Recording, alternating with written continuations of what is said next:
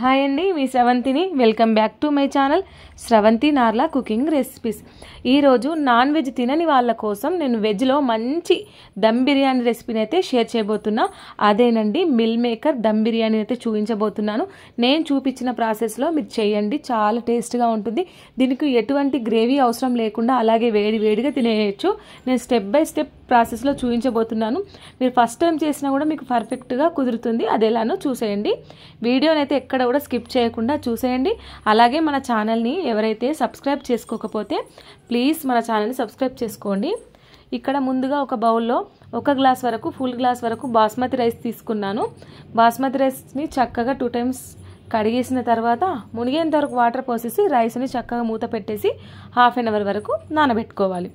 Second step, ఇక్కడ ముందుగా stove on చేసి ఒక బౌల్లో మనం ఏ బౌల్ తీసుకుంటాం ఆ బౌల్ ½ వరకు వాటర్ పోసేసి వాటర్ చక్కగా మరిగేటప్పుడు బిర్యానీ హోల్ గరం మసాలా వేసేసుకోవాలి. అంటే ఇలాయచీ, దాల్చిన చెక్క, బండ పువ్వు, బిర్యానీ ఆకు, మిరియాలు, షాజీరా, ఇవన్నీ బిర్యానీ హోల్ గరం మసాలా వేసేసుకొని వాటర్ని చక్కగా మరగబెట్టుకోవాలి. వాటర్ మరుగుతున్నప్పుడు మనం ½ అన్ అవర్ తర్వాత ఈ రైస్ ఉంటాయి కదా, అందులో కల వాటర్ తీసేసి ఆ రైస్ని ఇందులో వేసేసుకొని చక్కగా రైస్ని కలుపుకోవాలి. చూడండి, ఈ రైస్ అనేది 100లో 75% అయితే మనం కుక్ చేసుకోవాలి. 75 or 80% అయితే రైస్ని కుక్ చేసేసుకోవాలి. ఇంకా 20% అనేది మనం దమ్ చేసుకుంటాం కాబట్టి పూర్తిగా ఉడికించరాదు. ఇక్కడ 75-80% రైస్ ఉడికిందా లేదా అనేది మనం చేతితోటి ఇలా అంటే మనకు రైస్ విరిగిపోతే పర్ఫెక్ట్గా మనకు 75 రైస్ అయితే ఉడికినట్టు. ఇప్పుడు మనం స్టవ్ ఆఫ్ చేసేసి దీని మీద ప్లేట్ పెట్టేసి వాటర్ని మొత్తం సపరేట్ చేసేసి రైస్ మొత్తం పొడి పొడిగా ఈ విధంగా ఉండేటట్టు చూసుకోవాలి. ఇందులో అసలు వాటర్ ఏమీ ఉండద్దు. ఇప్పుడు ఈ రైస్ని పక్కన పెట్టేసుకుందాం. థర్డ్ స్టెప్, ఇక్కడ ముందుగా ఒక బౌల్లో నేను మిల్ మేకర్ని ఫుల్గా ఒక ప్యాకెట్ తీసుకున్నాను. ఇలా నేను మీడియం సైజులో మిల్ మేకర్ ప్యాకెట్ తీసుకున్నాను. మిల్ మేకర్ని అందులో వేసేసి వేడి వాటర్ మిల్ మేకర్లలో పోసేసి జస్ట్ ఇలా చేతితోటి కానీ స్పూన్తో కానీ కలిపేసుకున్న తర్వాత ఒక 10 నిమిషాల వరకు మిల్ మేకర్ని హాట్ వాటర్లో నానబెట్టేసుకోవాలి. ఇప్పుడు మరొకసారి స్టవ్ ఆన్ చేసి మీరు నాన్ స్టిక్ కడాయి తీసుకొని అందులో 1/2 కప్ వరకు ఆయిల్ వేసేసుకోవాలి. ఆయిల్ హీట్ అయిన తర్వాత ఇలా సన్నగా పొడుగా కట్ చేసిన ఆనియన్ స్లైసెస్ ఉంటాయి కదా, అవి ఫుల్గా 1 కప్ వరకు వేసేసుకొని అవి చక్కగా ఆయిల్లో ఫ్రై చేసేసుకోవాలి. కలర్ మొత్తం మారేంత వరకు, బ్రౌన్ కలర్ వచ్చేంత వరకు మనం ఈ ఆనియన్ స్లైసెస్ని అయితే చక్కగా ఫ్రై చేసేసుకుంటే మనకు ఫ్రైడ్ ఆనియన్స్ అయితే రెడీ అయిపోతాయి. చూడండి, ఈ విధంగా కలర్ మారేంత వరకు మనం ఫ్రై చేసుకోవాలి. ఇలా మనకు ఫ్రై అయిపోయిన తర్వాత స్టవ్ ఆఫ్ చేసేసి మనం ఒక ప్లేట్లోకి తీసేసుకొని ఈ ఫ్రైడ్ ఆనియన్స్ పక్కన పెట్టేసుకోవాలి. ఇక్కడ ఫోర్త్ స్టెప్, ముందుగా ఒక బౌల్లోకి ఒక ఫుల్ కప్ వరకు పెరుగు తీసుకోవాలి. పెరుగుని మంచిగా గడ్డలు లేకుండా ఉండలేకుండా చిలికిన పెరుగు తీసుకున్న తర్వాత ఇందులో 1 టేబుల్ స్పూన్ పసుపు, రుచికి సరిపడా సాల్ట్, రుచికి సరిపడా చిల్లీ పౌడర్, 1 టేబుల్ స్పూన్ ధనియా పౌడర్, 1 టేబుల్ స్పూన్ జీరా powder, 1 tablespoon garam masala, 1 tablespoon అల్లం వెల్లుల్లి పేస్ట్. ఇప్పుడు బిర్యానీ హోల్ గరం మసాలా వేసేసుకోవాలి. ఇందులో కూడా 2 ఇలాచీలు, 2 లవంగాలు, కొద్దిగా దాల్చిన చెక్క, బండ పువ్వు, బిర్యానీ ఆకు, షాజీరా, మిరియాలు, అనసముగ్గ ఇవన్నీ వేసేసుకొని చక్కగా ఈ పెరుగులో అంతా కలిసే విధంగా మసాలాలు చక్కగా కలుపుకోవాలి. చూడండి, ఈ విధంగా ఈ పెరుగులో అంతా బాగా కలిసే విధంగా మనం చక్కగా కలుపుకున్న తర్వాత ఇప్పుడు ఇందులోకి కొద్దిగా కొత్తిమీర తురుము, అలాగే ఇందులోకి మనం ఫ్రైడ్ ఆనియన్స్, అలాగే కొంచెం పుదీనా వేసేసుకోవాలి. ఇలా క్యారెట్ ముక్కలు వేసేసుకోవాలి. ఒక 2-3 పచ్చిమిర్చిని కూడా వేసేసుకోవాలి. ఇలా వేసేసుకున్న తర్వాత మనం హాట్ వాటర్లోకి వెళ్ళి టైట్గా పిండేసి మిల్ మేకర్ని కూడా ఇందులో వేసేసుకోవాలి. మిల్ మేకర్ ఎక్కువగా వేడి వాటర్లో ఉంచితే మొత్తం ముక్కలు చిట్లిపోతాయి కాబట్టి జస్ట్ 10 మినిట్స్ అయితే సరిపోతుంది. టైట్గా పిండేసి ఈ పెరుగు మిశ్రమంలో వేసేసి చక్కగా మీరు స్పూన్తో కానీ చేత్తో కానీ అంత మసాలా అంతా ఈ మిల్ మేకర్కి పట్టే విధంగా చక్కగా కలుపుకోవాలి. మనం ఉప్పు కారం ఇక్కడనే చూసుకోవాలి, ఎక్కువైనా తక్కువైనా తర్వాత మనకు వేసుకోరాదు కాబట్టి ఇక్కడ మీరు కొంచెం టేస్ట్ చూసి మీకు ఇంకా ఏమైనా తక్కువ ఎక్కువ అనిపిస్తే వేసేసుకొని చక్కగా కలుపుకోవాలి. కలుపుకున్న తర్వాత ఒక్క 5-10 నిమిషాలు అలాగే వదిలేస్తే మిల్ మేకర్ అంతా మసాలా అంతా అబ్జర్వ్ చేసుకొని పీల్చేసుకుంటుంది.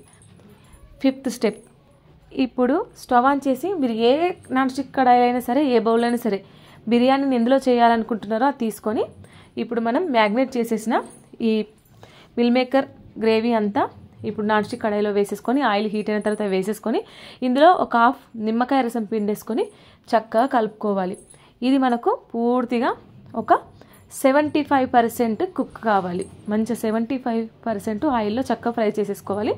మనం మూత పెట్టేసుకోవాలి 10 నిమిషాల వరకు.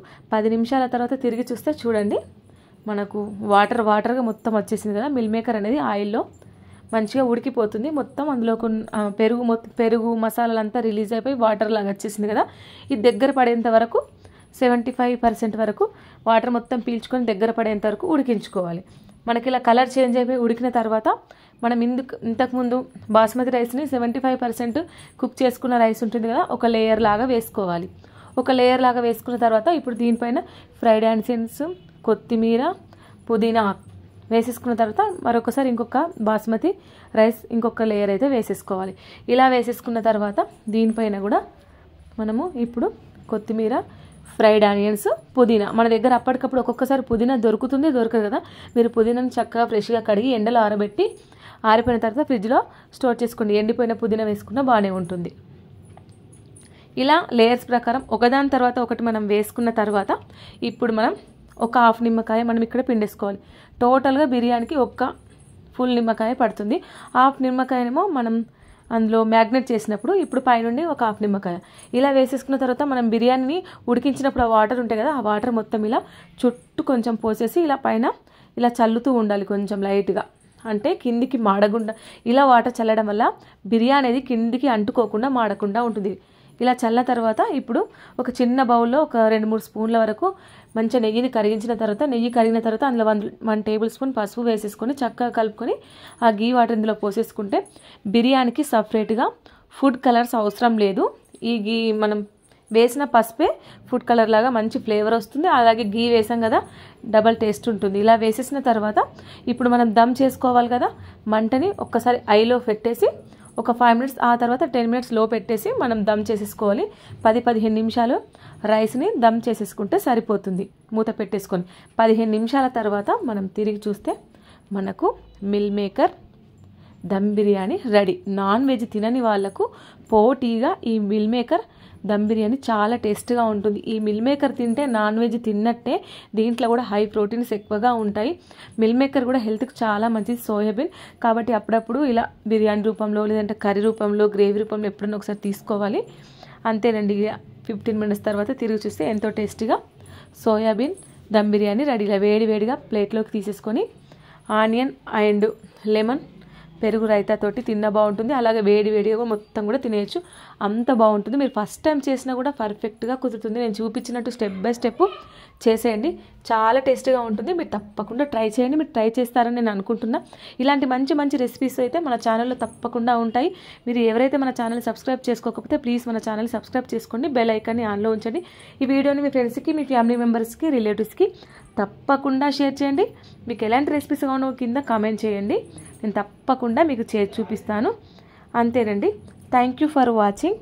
బాయ్.